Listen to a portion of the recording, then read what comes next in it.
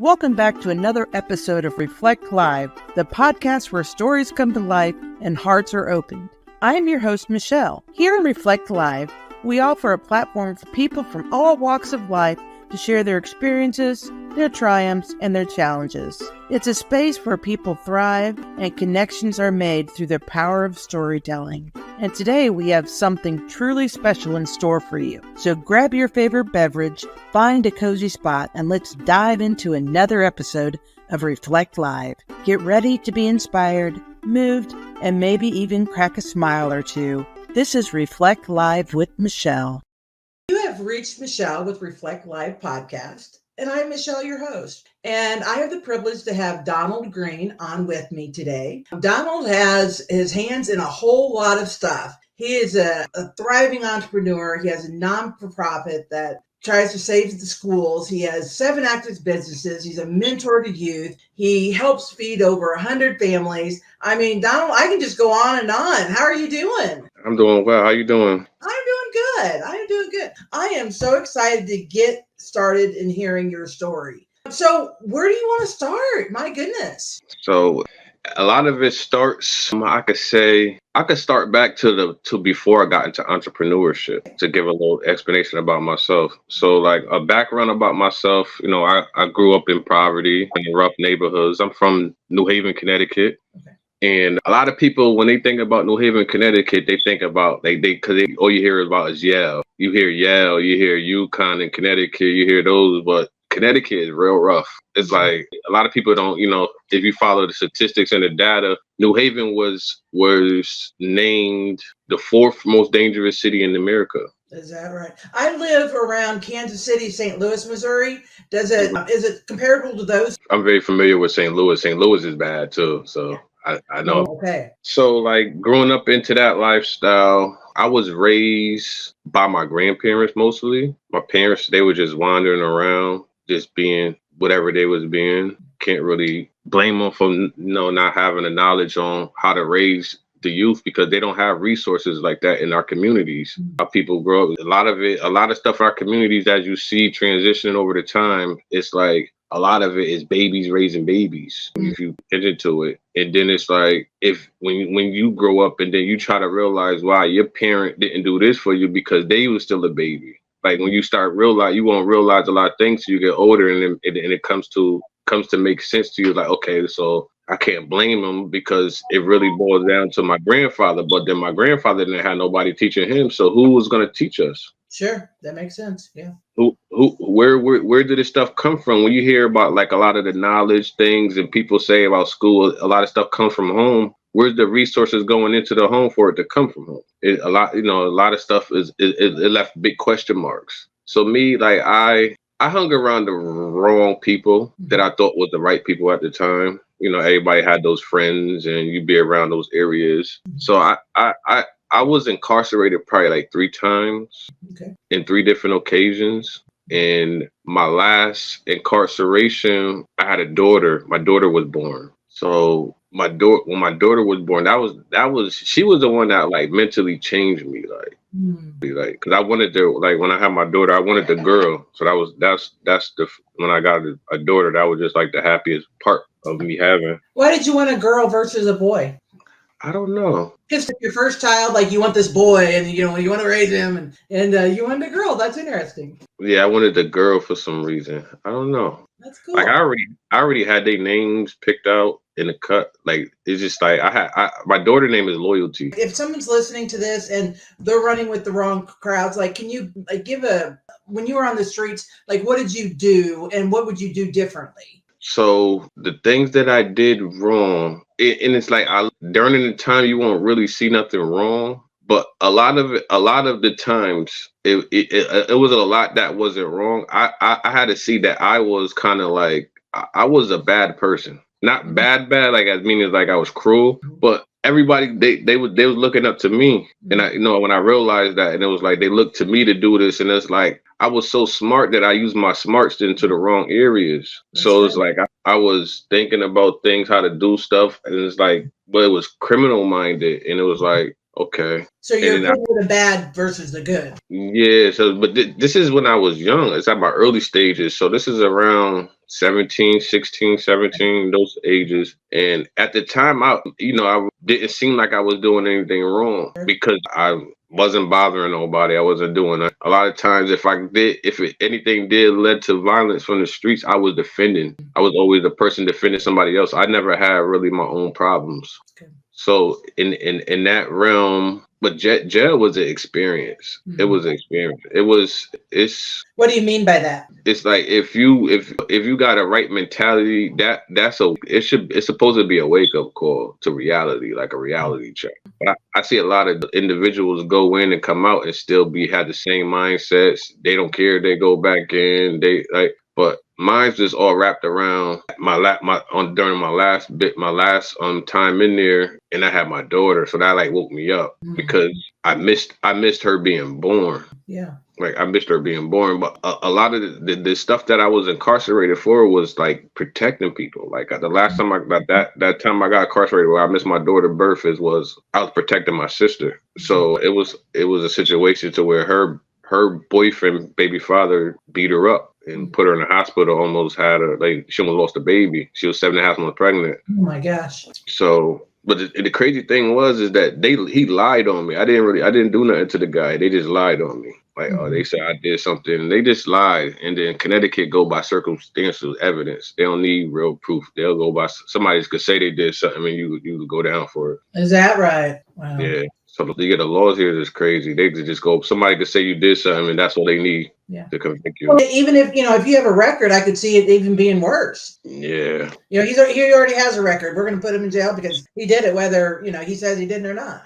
That's exactly what happened. But the thing was this is my brilliance came in that I ended up beating my own case from jail. Tell us about that. Wow. I ended up beating it. So what I had, one of my friends, they had them sent me in all the law books. So I just, from there, it just because it was an older guy that was in there before, and it was something that stuck with me.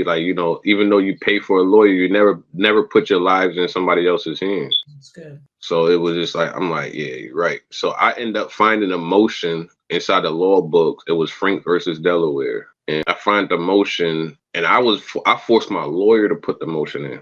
No, put this in. Trust me, put this in. I know because I understand what I'm reading. Mm-hmm. So it's just okay. They incarcerated with me under false evidence, and they didn't do a full investigation. So I found that motion to actually we put this motion in, and it goes through. They're gonna have to pay me $10,000 for every day I sat in there. $10,000 for every day in there. So they ended up dropping that case so quick. Wow. And then so then it's I was on probation. So they wanted to reinstate my probation, but that's how that's the setup. That's how they get you by the string. They wanted to reinstate my probation, but I was already incarcerated. I was already inside for 9, almost 10 months by the time they threw the case out. And I'm I'm not about to just take time to go home. I could have went home right there and then, but nah, just give me the rest of this time. I'll do my probation time. So the time I get out, you won't have nothing over my head. That's good. That's smart. Yeah. So from that process, I came home, but the transition and even coming home was rough. I didn't come home to I don't have real support. When I go in, people that help me, give me funds. It's either if I don't have it, I don't have it. So it back then, my grandparents, they was helping. They used to help when they can, but they was getting older. So, but so they could do, and I really, really asked them because I know they don't really got it like that. And then everybody in the family always asking them for money. So I never really used to go that route. So I just ended up, when I came home, I had got a job. I was working at methadone clinics, being a janitor. I was a janitor. Was it hard to get a job being incarcerated? Having that as your background? No? Okay. Because I've never incarcerated, but I hear that, once you have that on your record, that it's hard, but good. I'm going to tell you why it's not hard for a person coming out of incarceration to get a job. It's more easy for a person coming out of jail than a person that's already out here to get the job, even though with the record. And I'm going to tell you why. Because when a company hires a felon, anybody that's that got out of jail, incarcerated, they get a $5,000 bonus. Wow. I did not know that. It's probably higher now, but this was back in 2008 when I knew about how much they got. So it might be more now. Sure, I bet it is. Yeah. Yeah, it's a lot. It's a lot of loopholes to a lot of things. That's just like when the financial law came in effect in 2018. Like people didn't know that. Like people going into the financial career field, if you was to get hired by a big firm, they're getting like a $90,000 bonus for hiring you. Exactly. So if you don't know that, if you know that, you could go in there before you get hired and leverage. That's your money. You could leverage that. You should know how to go and leverage that. You're impressive. So it's like that last time I came home, I was working, and I was staying to myself. Then an incident happened to me. So I ended up getting shot. I got shot in the face. So like you probably can't really see it because of the camera, but I got shot in the face. It was by a family member too. Somebody I was taking care of, helping. What caused it? I don't know. It's just like, cause being 100% truthful, I was working a job, but I was selling my little marijuana and things like that on the side. Okay. So he wanted to, I guess he wanted my spot. Whatever he thought that I had, he wanted it. Wow. So he tried to take me out. Like it wasn't even like it was a sneak attack. Like it was no argument in place. It wasn't nothing. Like after a while, it's like I didn't know. I still really don't know the full truth, like why he did it. You know what I'm saying? I just went off of like jealousy. You know what I'm saying, or whatever. It's like I don't know that was just something left field, something coming out straight out of left field. But then in that process. Did he end up going to jail? What happened to him? He was roaming the streets and got caught up into something else, I believe. It was just a lot of BS with him. Yeah. Because he was doing a lot of stuff out there, but he was also he also take medication. So he was trying to use the medication route to try to say that he was crazy, like he wasn't on his meds and things like that. So he was trying to use certain different routes, but it didn't work. It backfired on him. Mm. So he was doing mad different stuff. But did he end up passing? You said, did he pass? Yeah. No, he's alive. He's alive. Okay. So that in that moment, it's like now I'm down. I'm down. I'm recovering. But in my recovery state, I went to school. Every day with my daughter. So like my daughter teacher, Miss Ann, that's the nicest lady I ever met. Oh. But she let me go into her class every day and be with the kids like, every day. Even she transitioned to another school all the way down the street. I ended up still was able to still do the same routine. Wow. But from that standpoint, like actually being in the classroom gave me the vision to see from that point on that side of the field what was really happening in those schools. And it was just like it was disturbing. Like you just see it, like parents use the school as a form of daycare. They just drop the kids off and go. Yeah.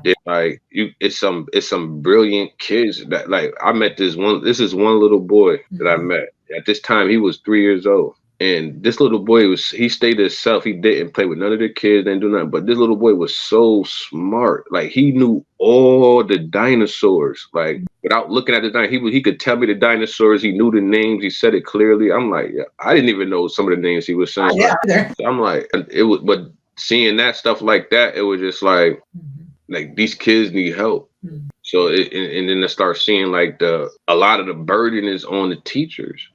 And the burden is on the teachers, and they got to work with is a system that they know that don't work. So that's the thing. Everybody knows school doesn't work. School is not helping. School doesn't do nothing. But you can't change the system because you change the system, you don't have a job.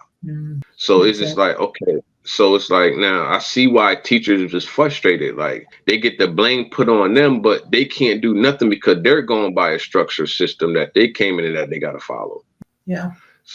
So it's now you start seeing like these government funds and being cut from all the schools. Like I see the trend that gave me a reflection to start seeing like when I was going to school, like we had all these after school programs, community spots, things like that. They're not even there no more. They're not there. Yeah, like a lot of those community centers and programs, they take them down, cut them down, but it's all a plan to what they're doing, and it's basically it's you know how they allow the funding to come in for that 3 to 5 year. Once that money dry up, if these people don't understand about creating the sustainability off of the money that come in, so when that money dry up, there's no money left. Now that organization that was helping the community is no longer now because they can't survive. So that's what happened to a lot of community organizations, what they do. And it's just like, okay, I got to figure out a way to help this because it is a way. It's the thing is like a lot of people make problems and things like that. Like it's so impossible to do something. Like, it's impossible. You can't do that. That's impossible. I'm like, and my whole thing, my favorite movie is Mission Impossible. So it's like a lot of things I say it's just like no mission is impossible for me. That's how I always consider myself. Like, I used to call myself the Black Tom Cruise, because I take on challenges. I don't like the easy route. That's the one thing I rather the challenge is like, I rather feel like I earned it versus me it being handed. So my specialties, even before, like when I was doing this, like I always did a lot of concerts and events. So that was my specialty as far as like, if you want to say like in the business, like career field and all that. So that was my specialty, was doing events. I did a lot of concerts, brought celebrities out and did that. So that's when I came up, I created a big tour, like a national tour. I created a tour. But then when I created the tour, it was like, okay, I know the benefits you get from doing like concerts and tours. You make a lot of revenue off of it. So from that, I took the tour and I structured it up. I went out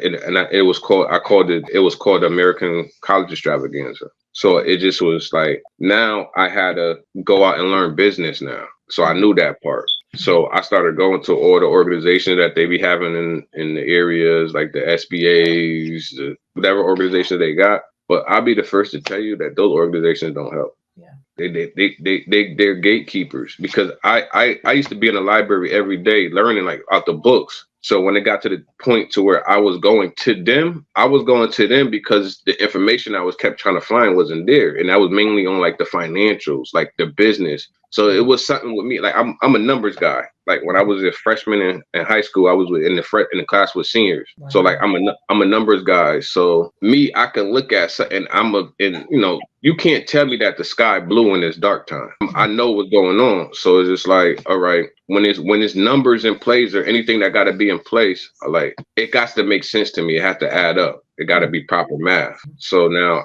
I started, okay, business. What's going on here? What is business? So it's a lot. It's just like a lot of stuff, a lot of red tape areas to where it's like, y'all not answering the question. Y'all keep running me around in circles, and I'm seeing this, but I'm a newbie, so it's like it's probably be bugging. Like I don't probably know. So I'm thinking like I don't know what I'm talking about. I'm bugging, but it's like I know what I'm talking about because I'm seeing it. Like you running me in circles. You keep telling us business and marketing is separate, but that's a lie. Like it's a lot of stuff that they keep. It's like business is easier than what an average person might think. And then all the information that we read, like how they tell us if you go to Google and say, how do I start a business? That information they giving us on that whole printout, I could be the first to tell you that's a lie. It steers us in the wrong direction. It's created. That's a system created so they could keep their economy afloat. What did you find? How do you start a business? So like as far, the first thing that they're going to tell you when you start in a business is you got to research the market, right? So that's the first thing you're doing. And, then you got to create your LLCs, your EIN and all the logistics in that part, right? Right. But so like this is what they're telling us, you create the logistics. Then they trying to tell you go to the bank, right? For funding. You need funding, you need a loan, you need some type of funding for your right. Yeah. But you don't even have to go that far down, because if you go right at the starting point, researching, when you researching the market, you identifying, when you're doing that, when people realize what they're doing there, you're collecting data. So if boil it down to get all the way down to it, the number one thing a business is doing is data. That data is the business. You selling your product, your service, anything, that's a bonus to what's going on. So a lot of people don't understand it. Like, okay, the data. So like a lot of people don't know you could collect that data and you could take that data and you sell it. That's what they're doing to all our data. You sell it. That's how you start accumulating revenue. To take the revenue that's how you scale your business. That's how you be able to get into, okay, I got this area, but I need more data from this area. So like now you just it's a lot easier than what they make it seem like it, but it's more easier. So I say I got this rose, right? So I'm like, okay, this is my product. I gotta sell this. So with this product, I'm gonna know the demographic of people that's gonna want this rose. You know what I'm saying? So I know the gender is gonna be females, right? Then you're gonna go from females from the age of this to this. They like roses. So now you break it down to what out of those demographic, who out of those demographics will purchase it now, going by age range now. what type is it? Would it be black people? Would it be white? Would it be Asian? Would it be, so you start demographic and saying, be like, okay, now it goes down to, okay, the whites, Asians, and blacks is the ones that buy this right now, right? So now you got to figure out, okay, now I got to advertise this to them, right? So now I got to see what preferred device they use, whether they use the laptop more, they use the phone more, or they on TV more. That's how you allocate where your ads go at now. You know what I'm saying? How do you find this information? I just went and figured it out, to be honest. I mean, like, is it, you just research it on Google, or like, how do you break it down?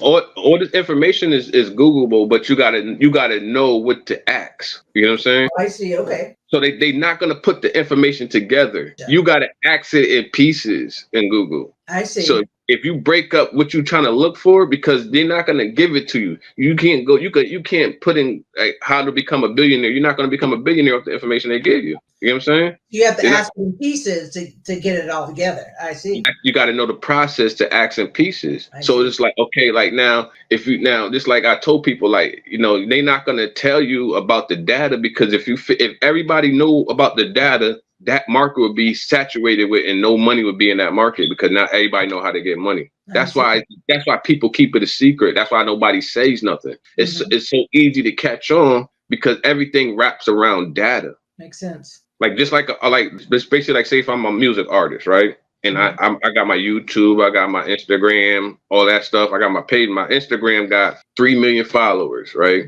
So like, if you're trying to go to a sponsorship to get endorsements or a sponsorship, those sponsorships, those endorsers, but they don't care about your followers you got, how many views you get in, because all of that can be brought. You can buy followers, you can buy that, you can buy all of that stuff. Right. They're gonna ask you, what's your email list looking like? That's the data. And then they take that email list and they bounce it to make sure those emails is valid. That's how they could tell you your value. This is what we can give you. This is what you value at, because we could take your email list and pump our products in. You see what I'm saying? That's the business. That's all that's going on. It's the business. It's the data. So everything else after that, once you collect the data, like boom. So I'm gonna break it down easy. I'm a music artist, so I know that I'm making this type of song. So it's just like I'm finding the demographics of these people that listen to this type of song. So that's how you pumping your ads out. You just reach into the areas you're not, because now you can, if you look at your analytics, you can see where you're not. You see what I'm saying? So you see where you're not. You just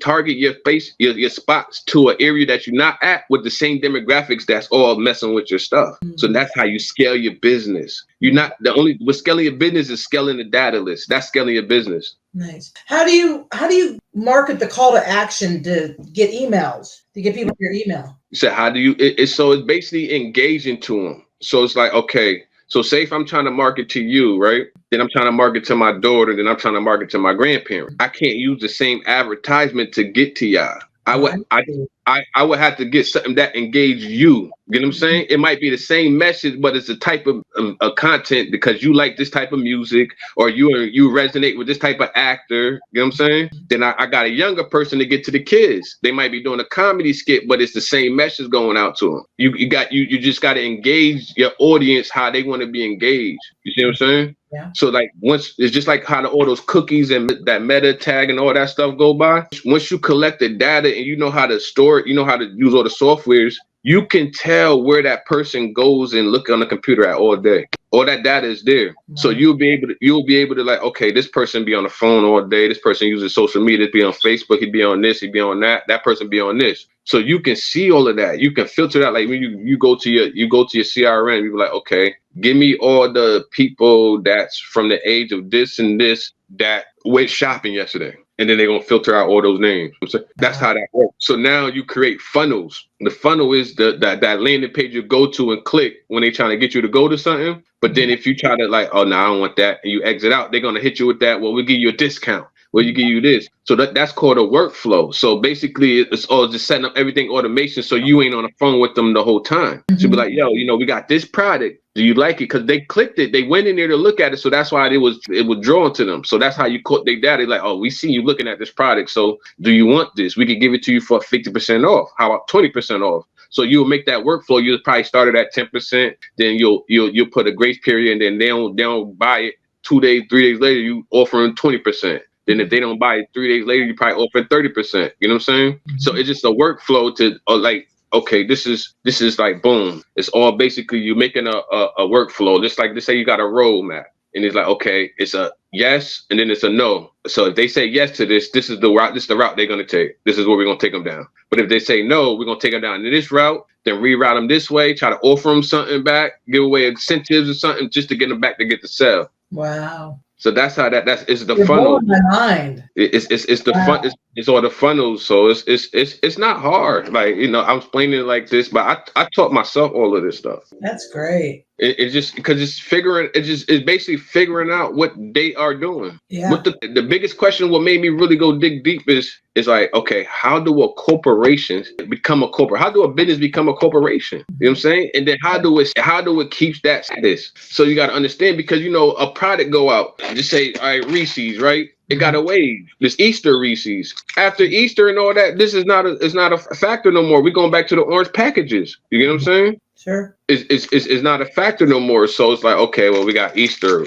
It's the same thing. It's nothing different, just shaped different. The same Reese in the package, the same product. They just like they get it so they could get to the audience. That's good. So let's go back to your school, because I want to get to your non-for-profit and stuff. So you were in your daughter's school and you saw that there's a need. So let's talk about that and how you transitioned into that. Okay, so when I did the businesses, I structured everything up, and I was literally ready to go take off and do the tour. And then I went to a financial advisor, sat down with a financial advisor, and then it was like, what's a better way for you to do this? A better and an easier way. And then that's when he told me, yo, set up a nonprofit. So that's when I just started learning more into nonprofits. Like I followed my own paperwork and did all that stuff too. So I started to learn everything. That's I love learning. Like, I'm a sponge. I want to learn everything to understand how it is. Yeah. So as I started learning more about the nonprofit, how to utilize it, what the benefits from it, like, the nonprofit is so powerful, people know how to utilize it. Like, so like you could easily get a building for $1 with your nonprofit if you have a sustainability plan and other resources to help you keep that building running. Like, it's so when I started obtaining more knowledge with the nonprofit, that's when I created my national tour for a national charity competition. So with that national charity competition, my goal is I'm creating a sustainability funnel. Sure. So with that sustainability funnel, now it's the funds, they have their own funds for programming, anything that you need inside the school. So this is when it comes in, right? I'm not sure if I explained. I have a TV network. I'm a TV network owner too. I have a TV network. Oh, okay. No, I didn't know that either. Yeah. Yeah. So just like Netflix, Hulu app, a TV network is on Roku, Amazon Fire, iOS, Android. It's on all the platforms. Okay. So what my platform, it's not just a TV streaming platform. It's a TV streaming economic development platform. So what I'm doing is I'm giving the source away, because these platforms like YouTube and Spotify, they robbing everybody. All those platforms have misaligned incentive. So it's like you're not gonna make what you're supposed to make. So that's when I learned, I know the business, and I created this platform to where now I got my, how to get paid off the platforms, the CPMs. So I don't put no cap on my CPM. It's fully open. So like, as everybody come in, as the platform still grows, everybody money grows. So you're not capped off at like how Tubi do. Like, if you was say you getting Tubi, you was a negotiated deal with Tubi. The ads might be $50 but Tubi only giving you $7 out of that 50, and they still splitting that. They taking the equity split out the $7. It's a robbery. Wow. So it's like a lot of people don't got the knowledge, the business. So that's why I'm opening those gates to that. That's great. So with that, what I'm doing with my TV network is what I'm doing now is I'm donating a channel to all the schools. So that's what we're going around doing now. So right now, my platform is in like 26 schools. Like, I physically franchise. We in 43 states, 24 countries, 26 schools. I have ambassadors, distributors. Today is actually the second year anniversary of the platform. So what does a platform entail? Movies, content, just like Netflix or Hulu or whatever. Popular movies, low budget movies, just all of it. So it's like it's a lot of popular movies right now, TV shows, movies, and stuff on there right now. And then we got I got the schools gonna have a channel. We're gonna have podcasters gonna be up there. everything gonna be up there. So what I did, it's the front end like a Netflix, but it's a back end like YouTube. Okay. So what I'm doing is like my back end is different because I'm letting people see behind the curtain. So I'm letting them see, like, you can see your own numbers, your own money generate off your content. Don't let these people tell you how much you're supposed to make off of something you created. That don't make sense. Right. It's like the saying I said is like, how you gonna let somebody tell you how much to feed your family from the food that you brought and you cooked yourself? You just invited them over for dinner and they trying to tell you, well, you only could feed them this much. You made it, you cooked it, you did all that yourself. So how you letting these people come to your house and tell you how much portions to put on the plate? That's what they doing with your content. You putting all the work in, you editing, you filming, you bought the equipment, you doing all that, you got the actors, the budget, and you passing it to them. They gonna make millions off your stuff. All they doing is placing it there. You still gotta promote it. That makes sense. Hey, speaking of feeding families, tell us about the over 140K. Oh yeah, so we've been during the pandemic got real. It was real with as far as family and feeding and things like that in the communities. So we got the contract with the USDA. Had to bring in the trucks inside, and the trucks coming to Connecticut, and we was with other coalitions of organizations collaborating with us. We had food boxes on every peaks everywhere. So, and then like we were still utilizing, even though we have access to the food box, we were still utilizing them around the holidays too. So like back to school, book bag drive. Like I remember I did a parade that year. One of the years I did a parade in my hometown, and Purdue donated 20,000 pounds of meat. No, actually it was 30,000 pounds, and we gave 20,000 of it to a food bank because had a shortage of meat, and the rest we passed out to families all over in like 8 towns. What made you involved in what made you get back? It's needed. It's like it's not like a thought that I even think about. Okay, I got to do this. It's like, all right, it's needed. I've been through it. I know everything I'm doing is off of experience that I've been through. So I know how it feels in those situations. I know seeing families and things like that. They trying to feed their family, that they going next door, asking somebody for some food or asking somebody to borrow something. Like people use those stuff as for skits, as comedy and humorous, but those are real life stories. Those are real life situations that happen. Yeah, that makes sense. What I like to ask my guests at the very end is to leave with words of wisdom. So what would be your words of wisdom for our listeners? Anything you put your mind to, just attack it full-fledged. Leave all the distractions alone. Like even when your buddies want you to go out, hang out, party, trust me, if you put all your focus into what you're doing, you're gonna see results. The result is it's guaranteed. It's not okay, I think I might see. No, you guarantee you're gonna see results. It's something's gonna pan out of it. And I'm living proof as far as saying it. But don't give up and don't get distracted. Don't give up and don't get distracted. I think that's big. Love it. Well, Donald, I really appreciate you coming on my podcast. Thank you for having me. Absolutely. And I look forward to seeing, what your story does for other people listening. So thank you so much. No, thank you for having me. Absolutely. I'll talk to you later. Okay. All right, bye-bye. Thank you for watching and listening to this episode on Reflect Live Podcast. Next up, Michelle Slavin, Saturday, May 25th, 10 o'clock, 10:30 a.m. CST. Register at www.reflectlivepodcast.com. Michelle Slavins courageously shares her journey through the profound grief of losing her daughter and husband in an unexpected tragedy. In this episode, she opens up about the lasting impact of their loss on her life. This powerful discussion delves into the transformative nature of loss and the indomitable strength of the human spirit to rediscover hope and happiness. Join us for an inspiring exploration of resilience and healing in the face of profound sorrow. Listen on Spotify, iHeart, iTunes, or live stream on Facebook, YouTube, or Instagram. Register now on www.reflectlivepodcast.com. Follow so you don't miss out on new live stream episodes.